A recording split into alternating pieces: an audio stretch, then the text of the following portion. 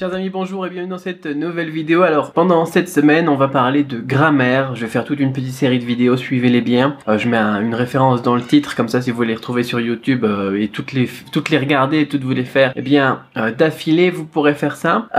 J'ai envie de revenir sur quelques concepts de grammaire. Donc, je suis en train de créer une formation là, donc si ça vous intéresse, vous avez des informations dans la description. Mais je voudrais aussi sur la chaîne publique revenir sur certains concepts qui font vraiment toute la différence quand on veut apprendre la grammaire. Vous savez que pour le vocabulaire, je recommande de travailler de manière verticale, c'est-à-dire par famille. Parce que le cerveau, eh bien, il apprend beaucoup mieux quand il travaille par famille de mots, mais aussi par famille, eh bien, à l'intérieur des mots, à l'intérieur des concepts qu'on a dans le chinois, à l'intérieur de la grammaire, à l'intérieur de la syntaxe. Si vous faites des cours scolaires dans lesquels vous avez à la fois du vocabulaire, à la fois de la grammaire, à la fois de la culture, on va avoir un petit souci quand même. C'est bien ce genre de méthode, mais c'est bien d'avoir aussi quelque chose qui va aller plus loin pour la prononciation. J'ai déjà parlé du labo de langue. Quelque chose qui va aller plus loin pour le vocabulaire. J'ai déjà parlé des familles de mots. Quelque chose qui va aller plus loin pour la grammaire. Et là, on va travailler ça ensemble cette fois-ci. Parce que le cerveau, il fonctionne mieux comme ça, par famille. Et puis, quand on est, de toute façon, dans un cours avec, eh bien, 4 composantes, souvent on propose aux professeurs qui enseignent des langues de travailler compréhension écrite, compréhension orale, expression écrite, expression orale, 3 ou 4 de ces choses, eh bien, à l'intérieur d'un même cours de 45 minutes, 1 heure. Le problème, c'est que le cerveau, eh ben, il est pas en train de faire 4 choses à la fois. Il fait une chose à la fois et puis il saute de l'un à l'autre. Et au lieu d'être à 100% sur une tâche et de travailler à fond sur une tâche et de faire rentrer les informations dans le cerveau, bah, va travailler à 50%, à 25% et peut-être même en dessous au final, parce qu'à force de sauter de l'un à l'autre, eh bien, il perd beaucoup d'énergie. Moi, ce que je recommande vraiment, c'est de travailler à fond, eh bien, un élément à la fois, en plus de vos cours. Pourquoi pas? C'est bien les cours, avoir un petit peu de grammaire au début, en même temps que le vocabulaire, bien évidemment, c'est important, parce qu'il faut certaines bases. Mais le problème, c'est que on nous donne des informations et puis après, on va avoir tendance à les oublier. On va avoir tendance à pas savoir quand est-ce qu'on doit utiliser, par exemple, le à la fin. Quand est-ce qu'on doit utiliser tio? Comment est-ce qu'on utilise le ne, la petite particule rhétorique qui permet de relancer une question, etc. On a pas mal d'informations qui viennent et puis on saute de l'une à l'autre en fonction des cours comme ça. C'est assez gênant. Donc ce que je vous recommande vraiment, c'est de temps en temps, peu importe que ça soit grammaire, prononciation ou n'importe quoi, de prendre un petit peu de temps pour travailler en batch, en lot vraiment, un gros, on s'en fait plein d'affilée sur les différentes composantes, par exemple, donc le labo de langue pour la prononciation. Je vous recommande de vraiment vous y mettre à fond, par exemple, tous les jours pendant 6 mois, vous aurez un niveau de prononciation impeccable, comme les Chinois qui parlent le mandarin standard dans la vie de tous les jours, ou comme les présentateurs télé. Pour le vocabulaire, on a déjà parlé des familles, j'avais déjà parlé aussi de ça dans mon livre. Et pour la grammaire, eh bien c'est ce qu'on va étudier ensemble cette semaine. Mais c'est un peu compliqué la grammaire parce qu'on a pas mal de choses qui sont... C'est un code au final, c'est comme un code, comme le morse ou comme n'importe quoi. On met vraiment une nouveauté à l'intérieur de la langue. C'est pas juste apprendre du vocabulaire, c'est pas juste regrouper des familles de mots. On a toute une logique à comprendre et à incorporer. Et pour ça, eh bien, on va voir certains points très spécifiques à la grammaire et comment est-ce qu'on va pouvoir travailler, eh bien, en masse la grammaire pendant une période intensive pour, eh bien l'enregistrer, bien la mémoriser et pouvoir l'utiliser ensuite dans la vie de tous les jours, ne plus se tromper et faire monter vraiment au niveau supérieur son niveau de chinois. Donc cette première problématique qu'on a avec la grammaire, c'est l'encodage. Comment est-ce qu'on va pouvoir traduire des informations à l'intérieur donc des règles de grammaire et pouvoir les incorporer dans une représentation mentale qui nous parle pour savoir quand est-ce qu'on va utiliser quoi et comment est-ce qu'on va l'utiliser. Parce que si je vous dis, voilà, par exemple, le caractère hui, ça va permettre d'exprimer une capacité à savoir faire quelque chose. Ok, on retient hui, capacité de savoir faire quelque chose. Si on doit faire ça pour tous les termes de grammaire, pour toutes les structures de phrases, pour toute la syntaxe, etc. C'est impossible de retenir ça, c'est impossible de réussir, sauf si on bosse comme des malades et qu'on y passe 7 ou 8 ans. Mais nous, on veut pas passer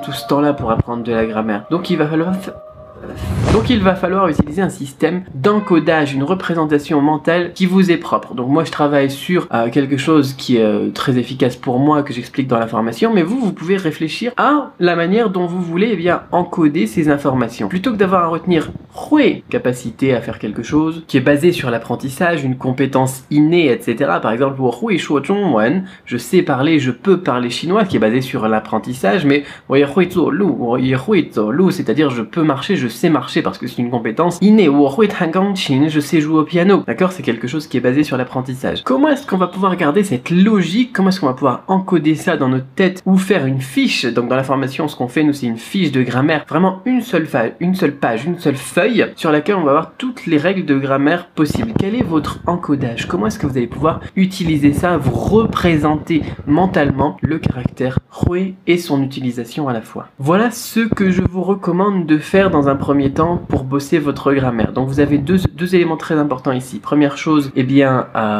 travailler vraiment à fond sur la grammaire par période de temps en temps, pas vraiment de manière séparée comme on le voit, donc de manière scolaire. C'est bien le scolaire, hein, côté, c'est bien pour commencer, c'est bien pour engranger les premières connaissances, mais ensuite quand on veut passer au niveau supérieur, c'est pas suffisant. Et ensuite, donc travailler sur l'encodage de toutes les règles de grammaire. Là aussi, je vous liste toutes les règles de grammaire dans l'information en dessous, par niveau de HSK, et ensuite on va voir bien comment travailler l'encodage et la suite aussi, parce qu'il n'y a pas que l'encodage. L'encodage, c'est que la première étape. Et souvent, dans les méthodes scolaires, on a un petit peu d'encodage quand même, mais on n'a pas les étapes suivantes, c'est-à-dire le fait qu'on va devoir enregistrer et ensuite la pratique. C'est comme, moi je fais beaucoup de Rubik's Cube en ce moment. J'ai mon fils qui m'avait suggéré d'apprendre ça parce que le dentiste il lui a offert.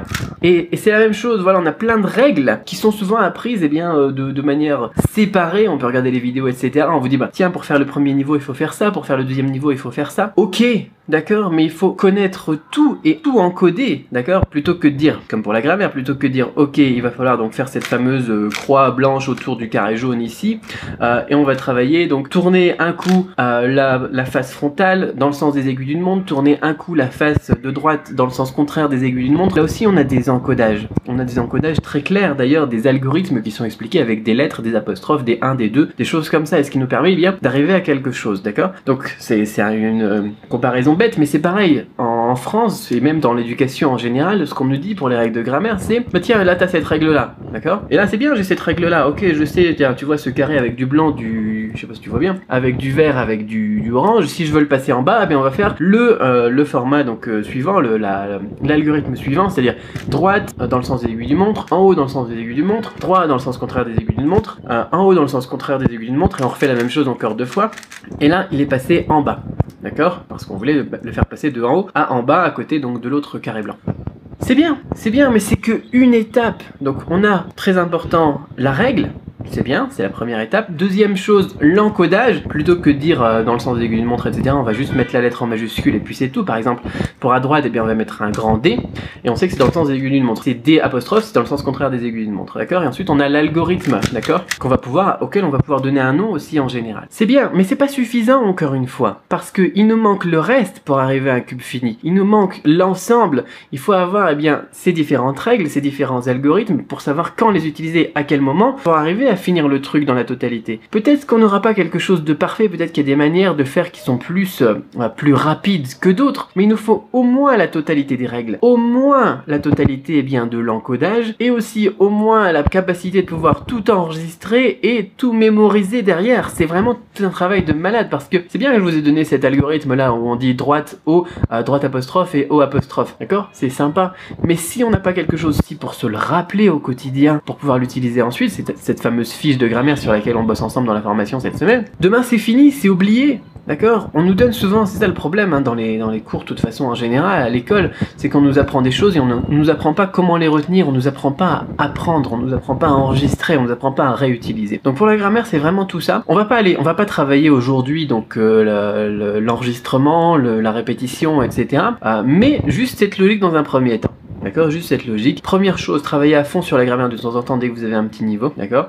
Et deuxième chose, avoir une technique d'encodage pour pouvoir retenir eh bien, toutes ces fameuses règles. Et ce que je vous recommande, c'est d'avoir une seule feuille, au format A4 ou à A3, au pire si vous voulez voir la chose en plus grand et vous l'accrochez dans la chambre par exemple ou dans le bureau, avec eh bien, toutes ces fameuses règles de grammaire pour avoir l'ensemble des choses et pouvoir terminer votre Rubik's Cube. Plutôt pouvoir eh bien, maîtriser toute la grammaire chinoise ou en tout cas du niveau courant. Voilà, quoi qu'il en soit, travaillez déjà sur ces 2 premières étapes, d'accord? Faites de la grammaire à fond de temps en temps et puis travaillez sur l'encodage des fameuses règles de grammaire. Moi je vous en dis plus si ça vous intéresse de creuser un petit peu tout ça ensemble dans la description de cette vidéo. On se retrouve demain et probablement après-demain ou en tout cas dans les jours qui arrivent pour parler un petit peu de la suite, cette fameuse suite logique de la maîtrise de la grammaire. A très vite pour une autre vidéo. J'ai mes tickets pour Chia 1, je vais vous emmener aussi avec moi pour ça. On a acheté, donc au final on a décidé de partir en famille tous ensemble, c'est-à-dire moi, les enfants, ma femme, mon beau-père et sa copine. Donc à Chia on va partir donc en train de nuit, comme ça on dort dans le train et puis on arrive le matin. Donc là ça fait déjà 5 billets de train. Ensuite on va aller ensemble en TGV après quelques jours à Xi'an, donc à Pingyao. Je sais pas si vous connaissez, je vous mets une photo ici, c'est génial, c'est super joli. Ensuite donc ça fait 5 billets de train supplémentaires. Ensuite on va revenir après 2 jours à Xi'an, ça fait 5 billets de train encore là. Et ensuite on va rentrer en train de nuit à Guiyang après un jour passé sur place. Là ça fait 5 billets de train, donc ça fait 20 billets de train quand même. C'est intéressant, il faudrait que je vous parle des billets de train aussi parce que c'est marrant de voir comment est-ce que la Chine elle se développe au niveau digital.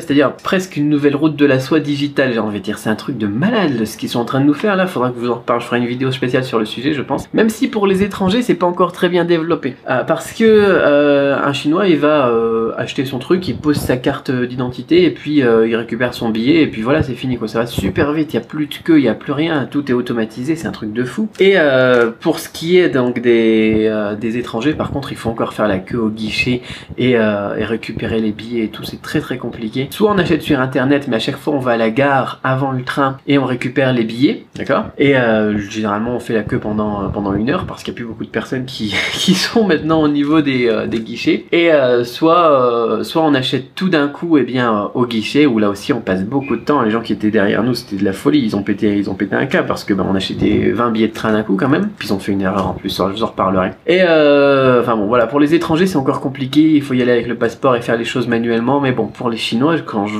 vois comment ça évolue, c'est comme pour les paiements, on va acheter de la ciboulette ou n'importe quoi dans le gars qui vend ses trucs dans la rue, maintenant on peut payer ça avec le smartphone quoi. Waouh, c'est un truc de fou ce qui s'est passé là, l'évolution en 1 an. Enfin bon, ça sera le sujet d'une autre vidéo plus culturelle. En ce moment on parle de grammaire, donc je vous parle de grammaire avant de vous emmener à Xi'an. Je pars mercredi, donc vous verrez ça probablement à partir du jeudi vendredi, ça dépendra de la connexion internet là-bas aussi. Quoi qu'il en soit, je vous souhaite énormément de succès dans l'apprentissage de votre chinois. À très vite pour une autre vidéo. Parlez-moi un petit peu de la grammaire dans les commentaires, là, ce qui vous bloque encore et comment est-ce que vous faites actuellement pour bosser votre grammaire surtout. Est-ce que vous travaillez sur des méthodes scolaires avec des informations et des règles de temps en temps, ou est-ce que vous avez une stratégie comme la mienne qui est un petit peu plus évoluée et qui permet de maîtriser plus profondément la chose. À très vite. Bye bye. Alors, juste comme ça rapidement, j'ai envie de faire le test. Mon fils il m'a mis au défi de voir en combien de temps est-ce que je pouvais terminer le Rubik's Cube. Rubik's Cube, ça se dit comme ça, hein. Et donc on va voir ça tout de suite. Top chrono en accéléré.